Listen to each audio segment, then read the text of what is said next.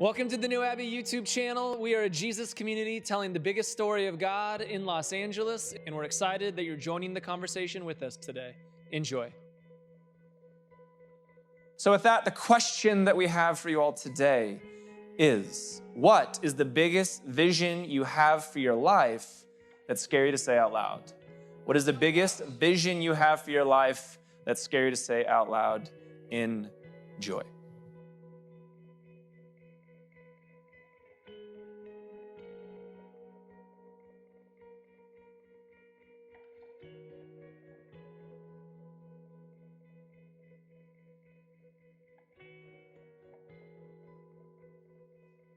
I think many of us live in a world where it feels like we're only used to seeing part of the story. That we have a bigger vision for our life and that we want to have a bigger perspective, but maybe it feels like we're in a dark room and we've been given just a flashlight to observe the world that's around us. That we're in one of those rooms where none of the light gets to seep through the window, like the good, fun Las Vegas rooms, where they keep it really dark. And that when we have a flashlight to look around, what many of us have become accustomed to is maybe this is all that we're going to see. The tool that I have to observe my life or to have a bigger perspective of where I'm going. For so many of us, we were told in communities of faith or the churches that we came from, there's only a specific way to see God, that it's a dark world out there and that you're the light and that there's a specific way that you can know God, experience God, and see God. And don't shine your flashlight on any other part of the room because God only wants you to look straight ahead. And we feel limited in these stories, or we feel oppressed where we're at. We feel like there's an inkling to ourselves that I think there's more to this thing. If I could just get a little bit more curious, if I could just ask some questions, if I could just wonder out loud, if I could doubt, if I could actually be able and capable to fall apart, that there I think that I would see that there's more to this room, that there's more light that's capable of coming in, that there's a bigger perspective for me to gain. I think that when the lights come on for many of us, and what we see is that, oh my goodness, there was a bigger room here the entire time. There's things in my life that I haven't even seen, that I didn't even know were possible to experience. And I think that this is for so many of us, our journey as human beings and our journey of faith. And that what we need in order to add more light to the perspective of our lives is that we need a bigger story of God. That the big idea for today is that a bigger vision of God leads to, a bigger vision for our life comes from a bigger view of God. Let me say that again. A bigger vision for our life comes from a bigger view of God. That is actually our experience of God is the thing that creates light and allows us to see the larger stories that are going on within our humanity. That for so many of us, we thought God is limiting, God is oppressive, God is suppressive, that story is too small. How could that thing reveal to me a bigger story that is happening in the world? And yet I believe that that's not true. That actually what we end up finding out is that God is not the one who is limiting our stories. There were systems, there were structures, it was ourselves who were limiting the stories. That God is the one who is constantly desiring to expand our stories, not only as individuals, but as humanity, so that we can see the entire room much bigger. That not only will the lights come on in our metaphorical rooms of our lives, but we'll pull up those shades, that we'll take a step outside and we'll see that there's always been a bigger world here for us. There's always been a larger story for us to experience. I know it was scary. I know it's terrifying. I know it's hard to say no to that tiny little flashlight that somebody gave you to see the world because it was the youth pastor who gave you that flashlight, or it was the mom or dad, or it was grandma, or it was their story of the Bible. And that if you say no to those things, then what are they going to think about you? And can you really do that? And man, what will Thanksgiving conversation be like next year? But when you can put down that flashlight and turn on the lights, you can say, this is the version of my life that I've always wanted to live. That there is a bigger version of my life. There is a bigger vision for my life, and it can come from God. It can come from a bigger view of who God is. And so even when we get into the story of Genesis, where we've been now for months. As we get to Genesis 15 today, let's not forget what's been going on in the story. That there's this God out there who reaches out to this very old couple who's been infertile. They've been barren. And again, we take the Bible seriously. We don't take it literally. We know that this is a bigger story. This is a story for the people of Israel. This is a story for Christianity and Judaism. This is a story for all of humanity. This is a narrative, a meta-narrative that we all can find ourselves within. That if we get lost in the details of the story because we need more Awana's gold stars, and all right, well, I memorized Genesis 14, and when I look at the details here of the Perizzites and the Nebusites and the Canaanites, you're missing it. It's not about those details. It's about the bigger journey that there was these people who were experiencing barrenness. And in their world, barrenness meant that you didn't have a future for your life. There could be no other vision. That the future of your life came through being able to have children. And how many of us, like Abram, like Sarai, Abraham and Sarah to come, have we experienced barrenness in our life? Experienced moments of a desert where we desperately wanted something more. That if I could just have that one thing, then finally, maybe I could be free. If I could just have that relationship, that vocation, that child, if these opportunities would present themselves, those are the things that I know that I've always been destined for. And we don't have them. You've waited years. You've had to stay in the closet. You were terrified about that conversation. You keep going to the job that you don't actually want because everybody else tells you that you're supposed to do it. That you're suffocating in your relationship, even though this is a person that maybe you want to thrive with, but you're terrified to take a risk. I get it. We've all experienced barrenness. This is the story that we're invited into in Genesis. It's at that moment where we think, there's no possible way that my future or the vision for my life could actually happen. And then a God shows up.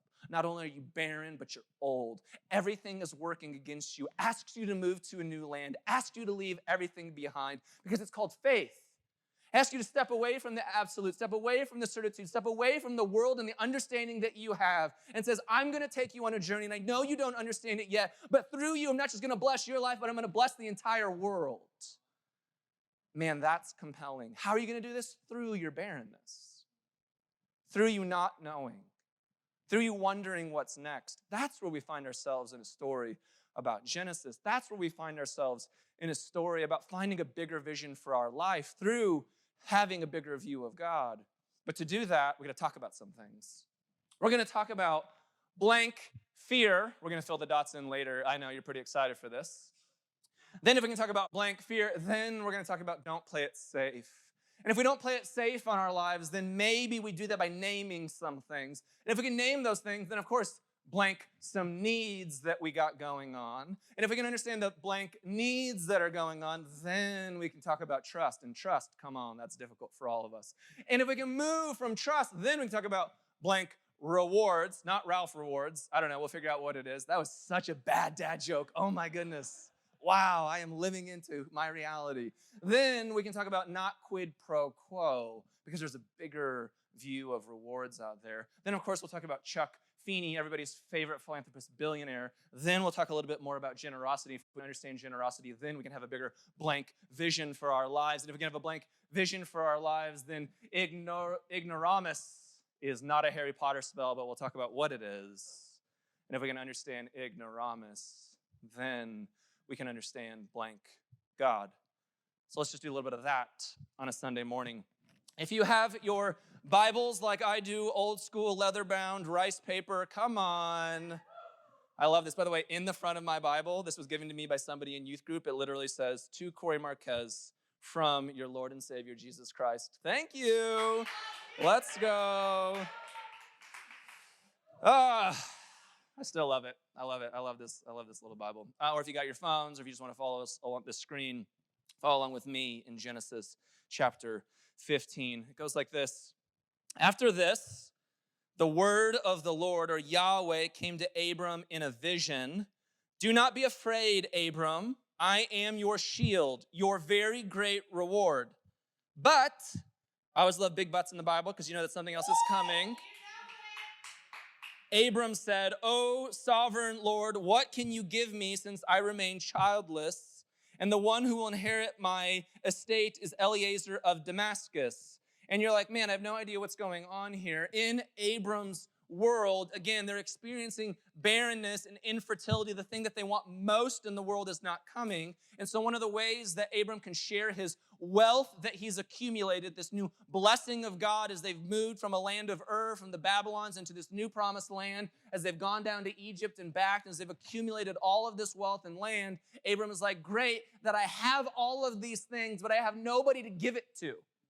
So I guess I'll give it to my servants, which is a thing that you could do back in the day, because at least somebody can reap the benefits of what I've experienced here. And Abram said, you have given me no children, so a servant in my household will be my heir. And doesn't that feel real in that moment?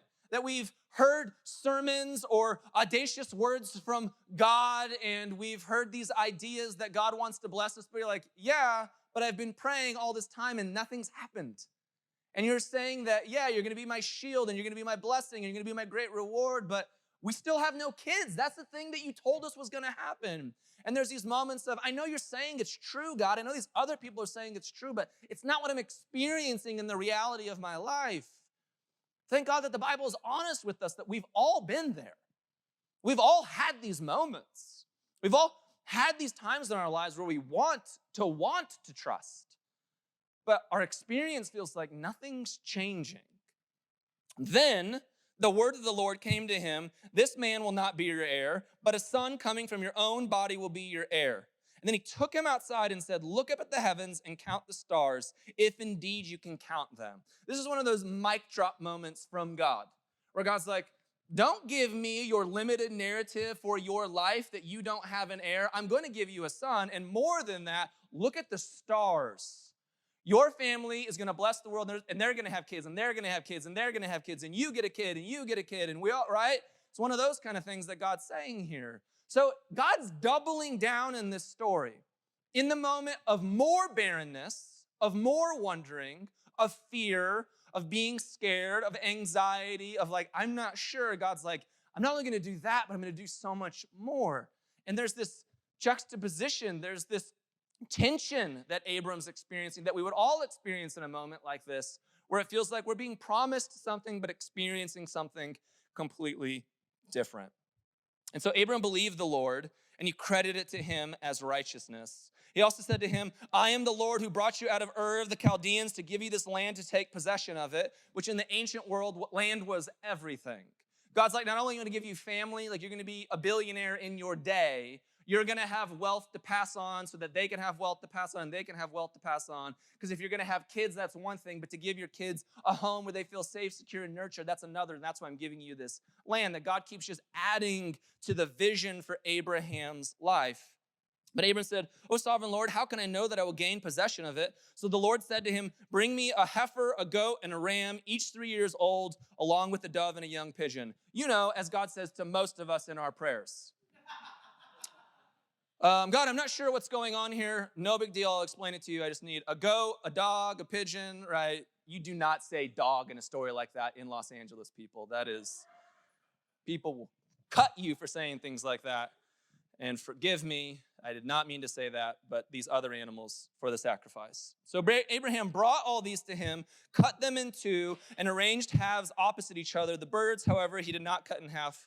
You know, important detail. Then birds of prey came down to the carcasses, but Abram drove them away. In the ancient world, you need to know this. This is just how contracts and covenants were made. It's not made how we do it today. If you and I just want to go get a new cell phone from AT&T or Verizon, we type a 12-page document. We all scroll to the very bottom. We didn't read any of those words, that they are listening to us and tracking us at all moments. We do not care. I agree to the terms and conditions, know where I am at all times. My camera's off. Wink, wink. We know you're listening, Amazon. And that's how a contract's made in our day. In Abram's day, little bit different. How you would make a contract that was serious is you would bring a bunch of animals, you would cut them in half, incredibly gruesome, I know, and you would separate them on each side, and both parties would walk through the carcasses, and they would get to the end and they would say, if I don't honor this contract, may I be like these animals. You would fulfill some shit if that happened, right? You're like, yes, I am paying back my car loan. Absolutely. It's like kind of like mafia status here, but with God. I know, it's intense. And so in the ancient world, this is how you sign a contract between two parties so that everybody would agree and understand fully the terms that you're getting into. So that happens, and then as the sun was setting, Abram fell into a deep sleep, and a thick and dreadful darkness came over him. No one's life verse. And then the Lord said to him, know for certain that your descendants will be strangers in a country not their own, and they will be enslaved and mistreated for 400 years. But I will punish the nation they serve as slaves, and afterward they will come out with great possessions. You, however, will go to your father in peace and be buried as a good old age. In the 4th generation, your descendants will come back here, for the sin of the Amorites has not yet reached its full measure. Lots going on there. We're not going to get into all of that. Remember that the story of Genesis was not written during the story of Genesis. The story of Abraham is like a mythology for the people of God to later understand their own faith journey. That the people of God are probably in Babylon, in exile. They're writing these stories. And so what do they write? They write a story where even God said to Abraham, I know I'm going to bless you, but things are going to get a little bit tougher first, which are the words that you want to hear because you're in exile. So you want to hear, yep, it did get tougher, but then God even got them out of that so that when you do get out, you have a better story to share with people. I hope some of that makes sense. If it doesn't, I'm going to invite you to watch the rest of this Genesis series and catch up on everything that I just said there. You're welcome. All right.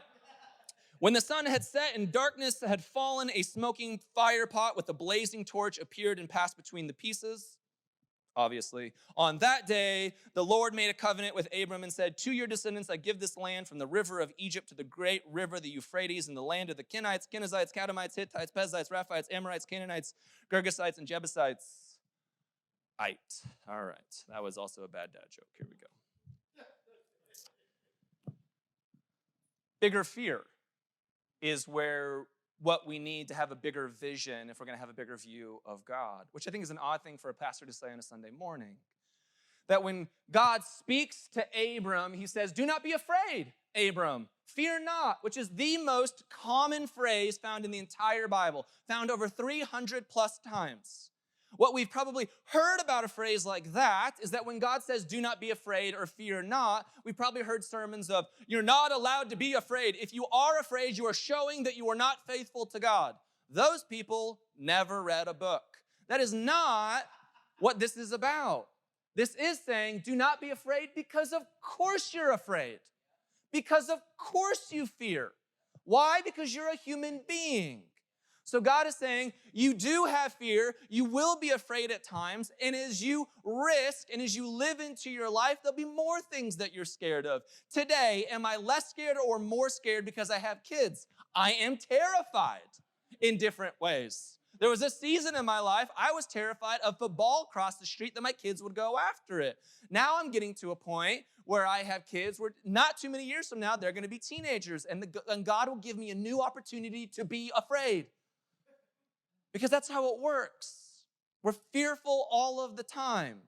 But God still comes in and then says this, but don't be afraid because I'm with you. Not that the fears aren't there, but just know that I understand your fears and I understand what you're afraid of. And don't we need to hear that God's going to comfort us in our fears? That God is saying this to Abram and Sarai because he's saying, I know that you're afraid because you're still barren, and that's why I want to give you a bigger vision for your life, but I understand where you're at. Isn't that powerful that we know that? And I think that what we gain out of that is an opportunity to see the world in a little bit different way. That we get an opportunity not to live small. That we all have just one life. You will never get another life. There will never be another March 7th, 2021. That today, I hope that you live and that you risk in a way that your faith takes you somewhere, that you have things to be afraid of. That you have bigger things to be afraid of. I know this is weird, but go with me. Remember when you were in college and the scariest thing that you had to do was like write a 15-page paper? And you're like, oh my gosh, I've been studying all week. And by studying, I mean I've been cleaning my room and playing Halo and hanging out with my friends and doing nothing for my paper. And then when the paper comes around, you type it up and you're like, man, there was no bigger anxiety than that moment. And then as your life got bigger, as your life moved from that environment and as it expanded, you had different fears. You had jobs to worry about. You had implications about how you cared for other people. Maybe you got into relationships, and as your relationships grew, you had larger things to be afraid of, or you had kids, you became managers of people, you created businesses. As your world expands, you'll be able to look back on your life, and you'll be able to see, yes, I had some fears back there, but you're right, I did not need to be afraid. I got through that. How do I know I got through that? Because I'm here today. And as I move through that, now I realize I have even bigger fears. There's some larger things that I have to be afraid of. And isn't that a beautiful thing for my life? That I'm so living and thriving into the life that God's given me that I get to be fearful of that.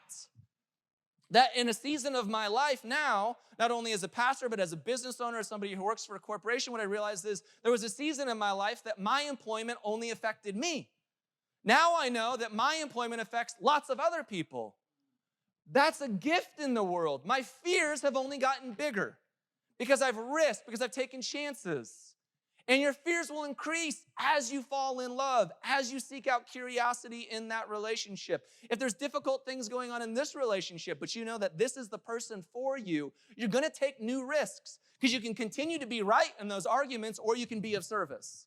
And maybe you'll learn that when you're of service in those arguments, that you're going to experience some greater fears because you're going to put yourself out there. You're going to stop protecting yourself and acting small in that relationship. Same principle for a job. That you don't have to work at that job. You don't. You can leave today. And I will always want people to hear this in a year like 2021. If you are in a vocation where every week you are giving the best hours of your day to a job that you don't want to be in, stop. There are other opportunities out there for you to go figure out something else. You don't want to be 20 years down the road looking back in your life and say, why did I give up so much time and energy for just a couple dollars?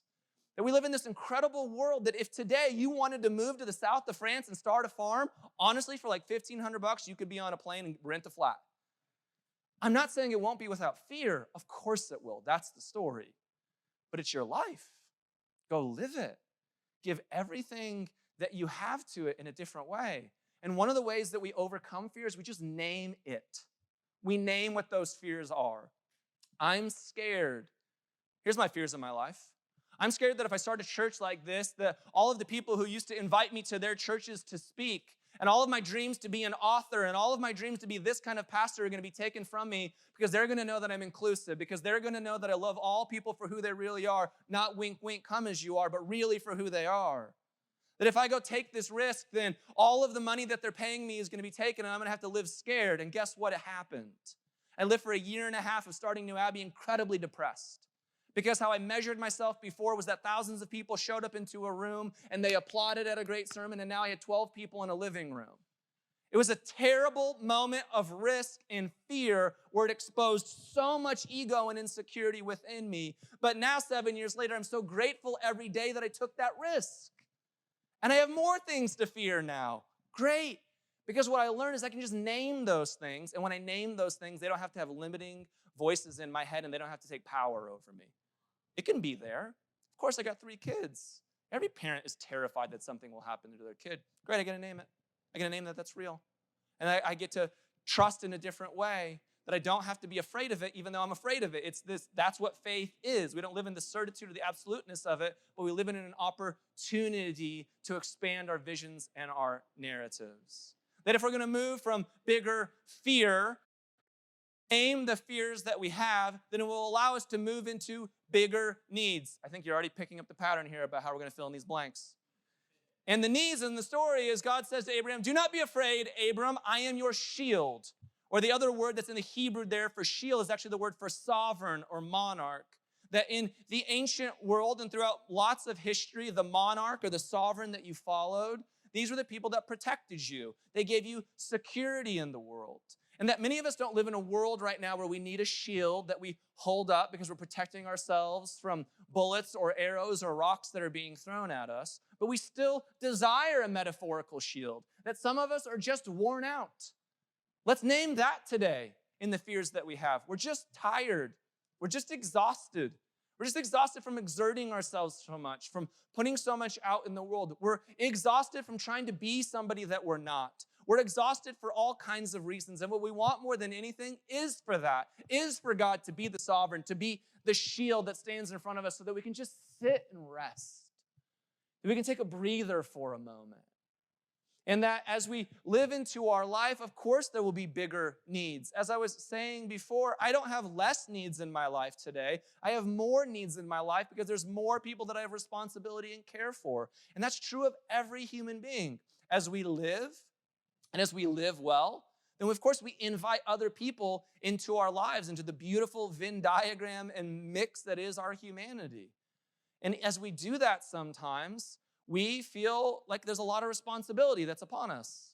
Maybe we feel worn out, that we need a little bit more security, that we actually move through the illusion of our culture that I can just become more successful and more successful and more successful, and eventually I'll get to a point where I can handle everything on my own. You won't. There's not a billionaire in the world who can handle everything on their own. That part of the journey of being a human being is no matter how many resources you have. In fact, we know this from studies, that people who often have more resources actually have more anxiety and more resources from them. We've got great evidence and research for that. That in societies where there's a greater discrepancy of wealth, that the people at the bottom and the top are both more scared. We don't want to live that way. Instead, we want to live into a world where we get to thrive as best as we can, that we get to recognize that our needs will grow as we live well into this life. But what if there's moments that we can live into a different posture where we trust?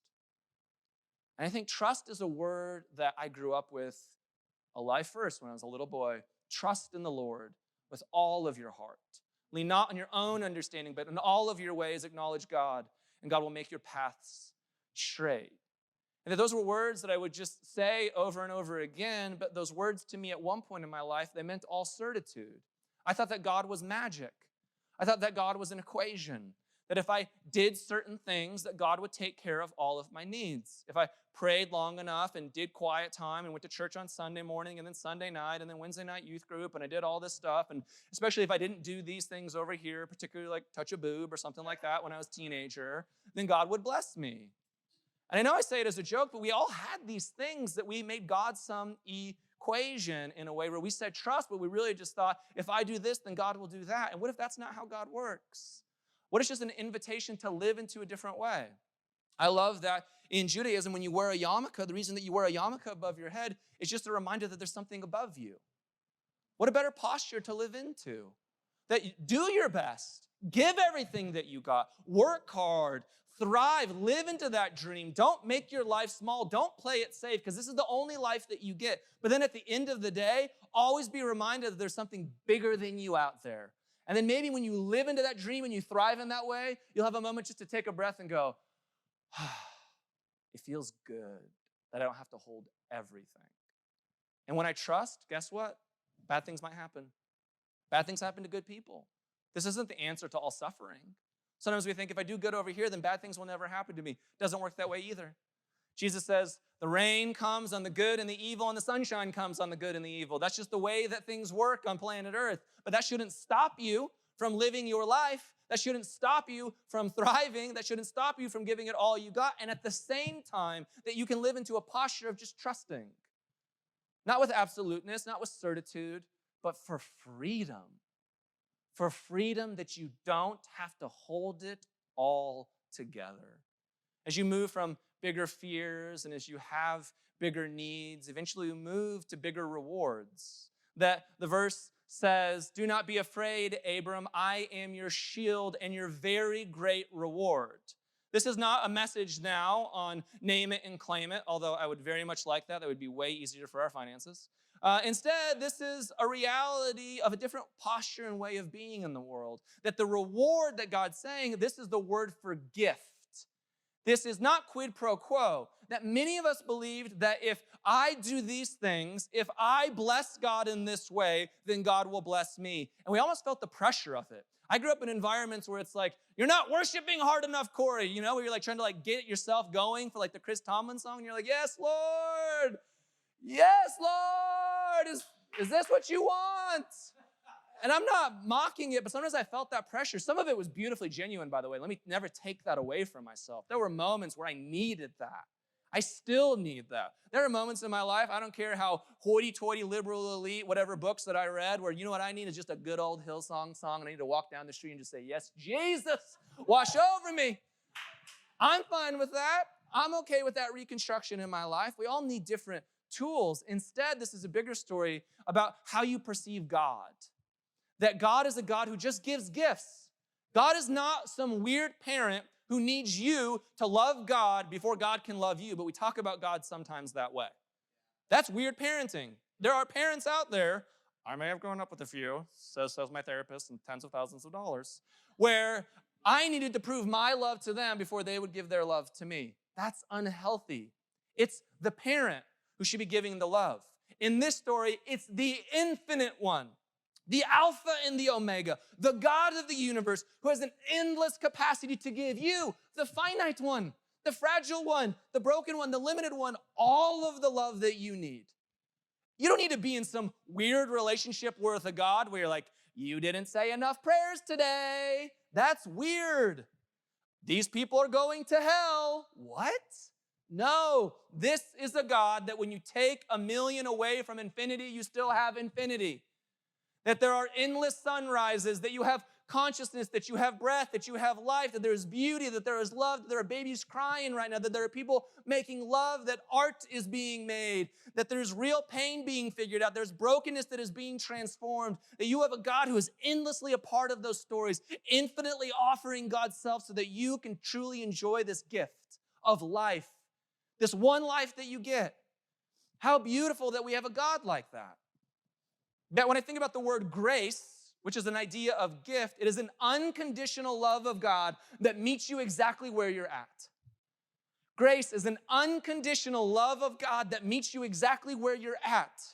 That doesn't mean that you should be somewhere else or that you can't do these things. God just meets you where you are in every single moment. That's the gift that God is giving you. That's the very great reward that you will always have because God is capable of doing that. That maybe when you start to experience a bigger view of God, you'll have a bigger vision for your life because you'll start to give yourself that grace.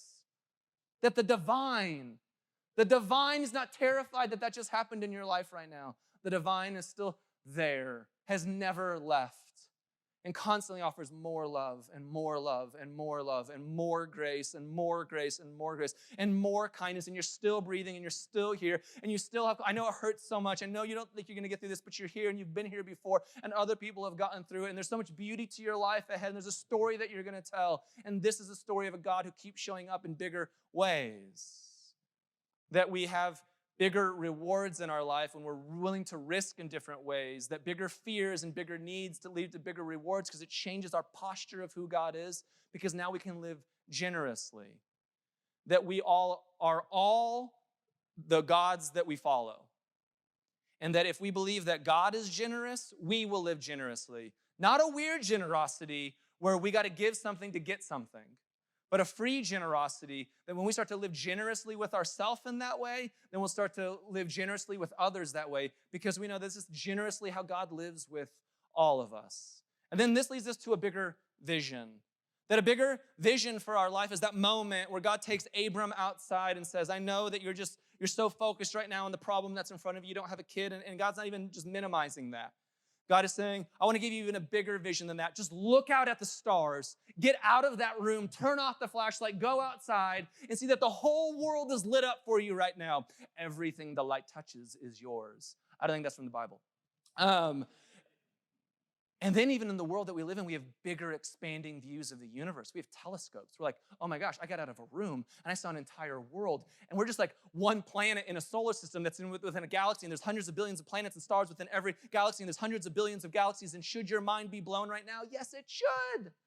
That this is the expanding view of God that we're being invited into. That if we would just name some of our fears, that if we would trust that God's going to provide for our needs, that if we would live generously in a different way, if we would accept these blessings and be blessings to other people, then somewhere in that story we can see that God has a bigger vision for us, and that sometimes the vision that God has for our lives comes out of our barrenness, comes out of our lowest moments, comes out of our rock bottom, comes out of our moment of crucifixion, when even Jesus says, my God, why have you forsaken me? Because it's only through that we have resurrection, my friends.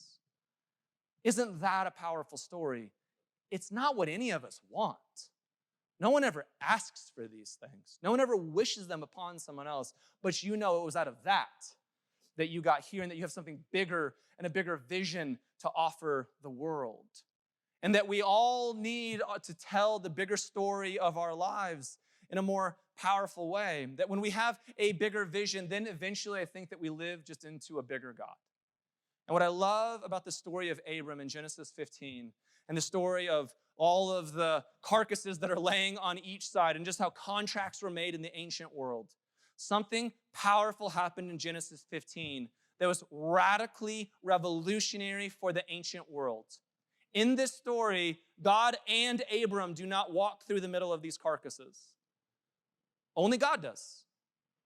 It's God is the one, the infinite one, who shows up, and it's only God through the smoking pot and all the flames and all that stuff goes through the carcasses, and God is saying, this isn't quid pro quo. This isn't some game. This isn't an equation. This isn't that version of faith. That's too small. That's too limiting. I know those people said those things about those people, like women can't even be on stage over there, and if you have a different sexuality. No, we're not even talking about any of that. That is so uninteresting. Let's just stop telling that story. Instead, this is a story where God's the one who makes the contract and says, it's not always going to work out on your end, but will always work out on mine. I got this. I know that you always won't. Why? Because you're a human being. Be free in that. Be okay. Be free in that. Talk about timing.